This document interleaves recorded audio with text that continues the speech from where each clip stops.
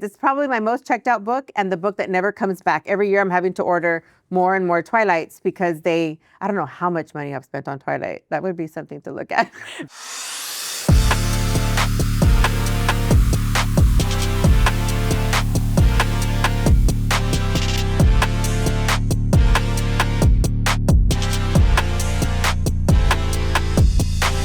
Good morning, Mission High School. I'm Noe Flores, and welcome to the Talkin Talons podcast. Today we have a special guest. We have a award-winning librarian, published author, and former Teacher of the Year, Miss Margie Longoria. Miss Longoria, tell us a little about yourself. Oh gosh.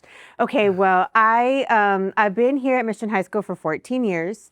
I started here in 2011, and I love Mission High School Library. Whenever I went to library school, when I decided to go to library, I always wanted to go to library school. But when I was looking for a library, I came to a meeting here. My first year working here at Mission 20 years ago, we had a meeting here at the library, and I walked into the library, and I was just like, this is the most beautiful library I've ever seen. And I told myself, this is going to be my library one day. So I put it in the universe, and I went to library school, and the position came open. I replaced a woman who was here for 30 years. And I plan to be here for 30 years too. So but I was so excited to get this library because it was the most coveted library in the district, and I love it here. So that's a little bit about me. I have my husband came to high school here, graduated in 1993, and my son played football here too. He graduated in 2024. So Mission is my heart and my home. Wow, what a blessing. And so I heard that this week is a little special for librarians and all the libraries around the world. Do you want to talk to us a little about that?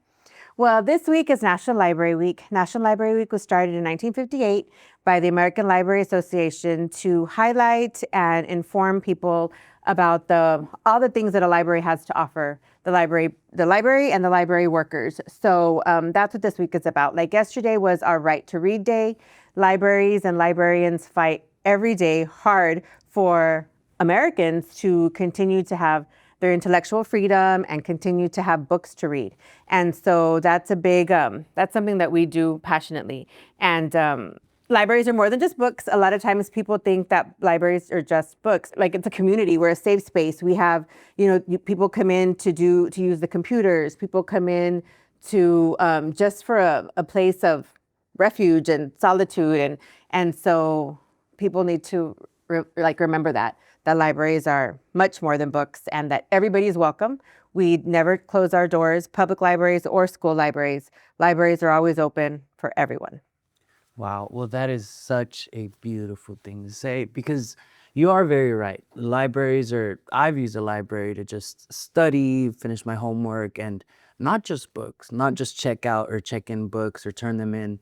I've used it for studying, like I said, finishing assignments, and even my family members, I've called them up and, hey, what are you doing? Oh, I'm at the library. That's why they're so quiet. And you're right, it is a place of refuge. I feel at peace there. I feel like I have very little distractions. And if I do have a distraction, it would be my distractions. Everyone has like this sort of mutual agreement, am I right? That everyone should be quiet, at peace, and just not disturbing anyone, As a librarian, do you have a book recommendation or maybe an author that you really look up to that you recommend to the people watching us? I love all books, so it's really hard for me to recommend one book. Mm-hmm. My favorite book in the whole world is Pride and Prejudice by Jane Austen, but that book is kind of crazy. Like I would love for kids to read it. I would love for my high school kids, and some of my high school kids do read it. And so it's a lot of fun when somebody does pick up Jane Austen. But I'm a romance girl. I love to read romance books, and I know not everybody does. So I try not to do so many like in the library, I have displays of all the different kinds of books that I love. Like I have in every month we kind of change them up. Like last month in March, it was Women's History Month. So then I had a lot of biographies about important women, American women, or just women in general, and then books by women. And then during the different times, like right now we're going into May, so it'll be the Cinco de Mayo. So I'll have books by all Mexican American writers, fiction, nonfiction, and biography, so students can come in and see. It's also the end of the year, so I'll probably put up some like summer reads, so the kids can come in and kind of pick up books that they would like to read like over the summer. So to ask me for one book, my favorite book is also Twilight, and I know it's an old book, but it's not like it's. TikTok has brought it back. I'm so excited. It's 20 years old, and I've had so many kids. It's probably my most checked out book and the book that never comes back. Every year I'm having to order more and more Twilights because I don't know how much money I've spent on Twilight. That would be something to look at because I'm always having to replace it because sometimes it doesn't come back. But Twilight's fun, and I don't know.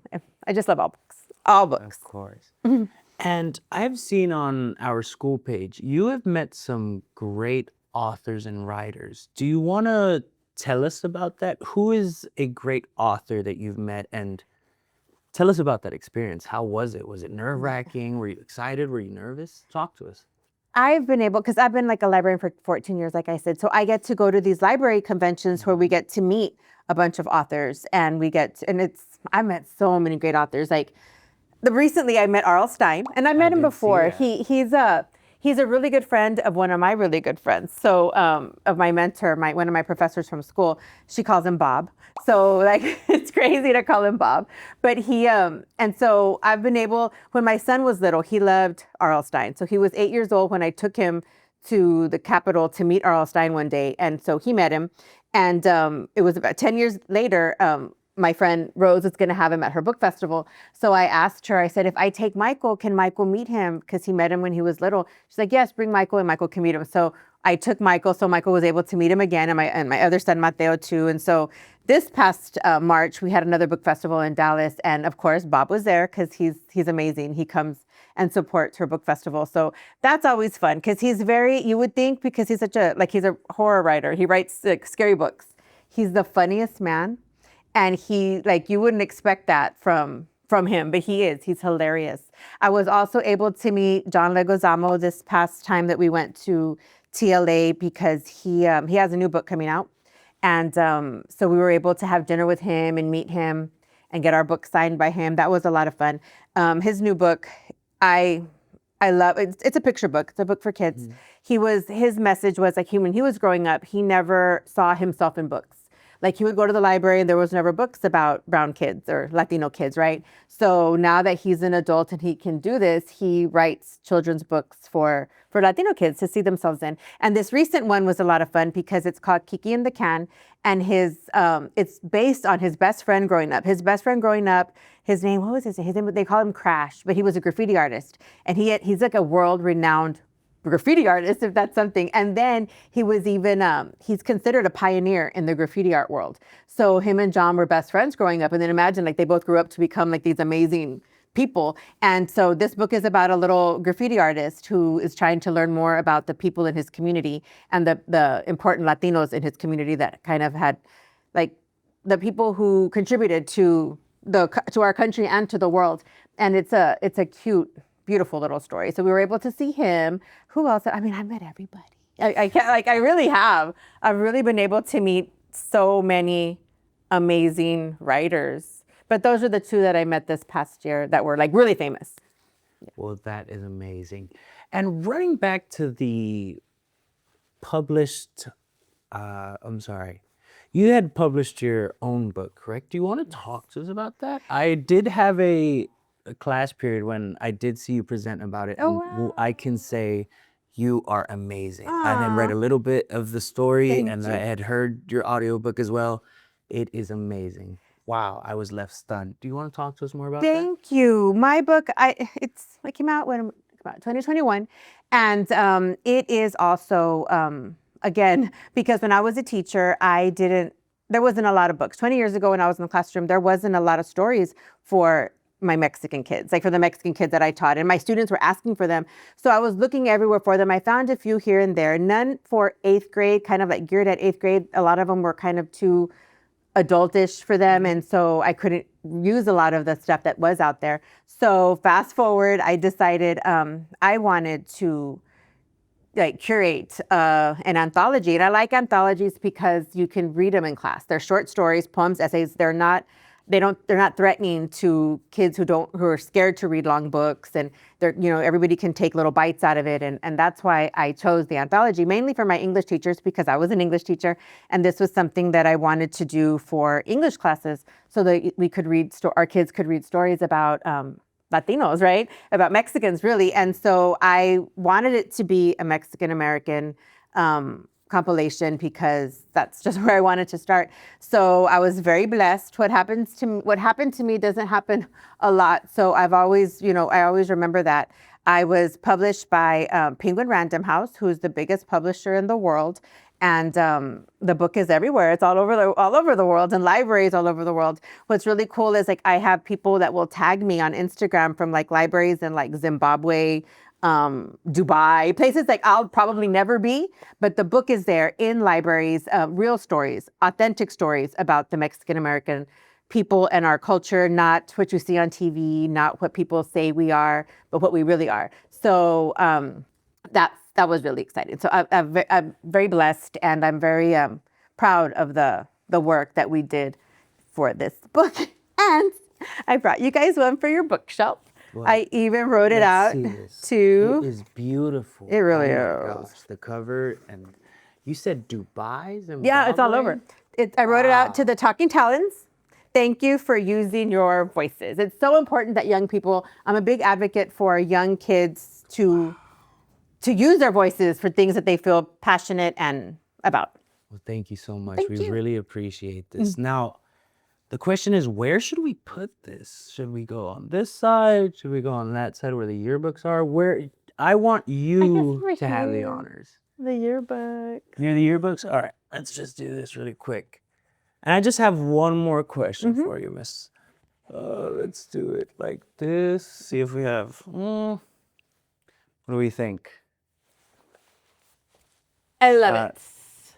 Or we could always put it over here, since that one does have a little more space for it, just so we could get a clear view. Okay. Because I want everybody to see this on the episodes. Oh, I like it. Thank you. Of course, thank so you. Sweet. So, one last message to our students, or to the people watching us. It's either the importance of books, the importance of libraries, the importance of taking care of your libraries. What would that last message be? Books are magic, and they bring us closer together. They bring cultures together. We can, if you don't know something, if you have questions about any person, anything in the world, you can go to a book, and a book will teach you. And there's nothing else that does that, just the books. And the books, they teach empathy, because we can read about people from other cultures, people from other countries, and live through other people's shoes while reading a book. And I think books, and it's proven that books do make you more empathetic, and books make you smarter, of course, and books will take you much further than anything else. So I love the fact that I can give books to kids, that I'm the one who gets to pick the books for Mission High School. And I take that job very, very serious, and I'm very, very passionate to make sure that my kids here see themselves in these stories, and that all kids, that we're able to, it's like mirrors and windows. Like, I want my kids to see themselves in these books, but I also want them to see other people and other cultures through other books. That way everybody's informed, and we make better decisions in life, better decisions when we vote, better decisions when we do things, if we're informed and educated. Wow. Well, that is just beautiful. And I thank you so much for taking the time for this interview. Thank you. Thank you guys so much for watching this episode with Miss Margie Longoria, award-winning librarian, published author, and former Teacher of the Year. Thank you for having me. Of course, thank you so much for being with us. Thank you.